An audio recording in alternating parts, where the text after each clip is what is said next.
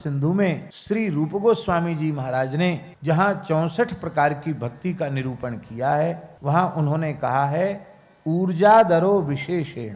प्रत्येक वैष्णव का धर्म है कि वह कार्तिक मास का विशेष आदर करे। सामान्य दिनों में जितना भजन साधन नियम करता हो, कार्तिक में उसे चौगुना कर देना चाहिए। चौगुना न कर सके तो कम से कम दुगुना तो जरूर करना चाहिए, ऐसा शास्त्रों में लिखा है। कार्तिक में दीपदान की भी बड़ी महिमा। वैसे दीपदान 12 मास किया जाए उसकी बड़ी महिमा है, पर कार्तिक में दीपदान की विशेष महिमा है। इसलिए हमारे सनातन धर्म के ऋषि महर्षियों ने ऐसी परंपरा बना दी कि भले ही महीना भर कोई दीपदान न करे, पर दिवाली को तो दिया सब जलावेंगे, तो कम से कम इस महीना में एक दिन तो दीपदान हो जाए।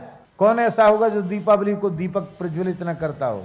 पर है पूरे महीने की विधि। और दीपक विशुद्ध वेद लक्षणा भारतीय देसी गाय के घृत से दीपक प्रज्वलित किया जाए तभी दीपदान की महिमा है। ऐसा घी उपलब्ध न हो प्रामाणिक रूप से तो शुद्ध तिल के तैल आदि से ही दीपदान करना चाहिए, घी से नहीं। घी से तभी करे जब प्रामाणिक रूप से यह ज्ञात हो कि यह विशुद्धतम वेद लक्षणा भारतीय देसी गाय का ही घृत है। और ये विशुद्धतम जो विशेषण हमने लगाया है, ये बढ़िया से तो तभी संभव है जब आपके घर में गैया हो और आप अपने दूध जमा करके दही बना करके फिर बिलौना का घी निकालें, वो सबसे उत्तम है। इससे उत्तम कोई दूसरा नहीं तो तेल का दीपक। दीपदान के समय तुलसी के लकड़ी में, सूखी लकड़ी में थोड़ी सी रुई लगा करके उसको घी में डुबा करके उसके अग्रभाग पर थोड़ा कपूर लगा करके उसे प्रज्वलित करके उसकी अग्नि से दीपक को प्रज्वलित करना चाहिए, दिया सलाई से नहीं,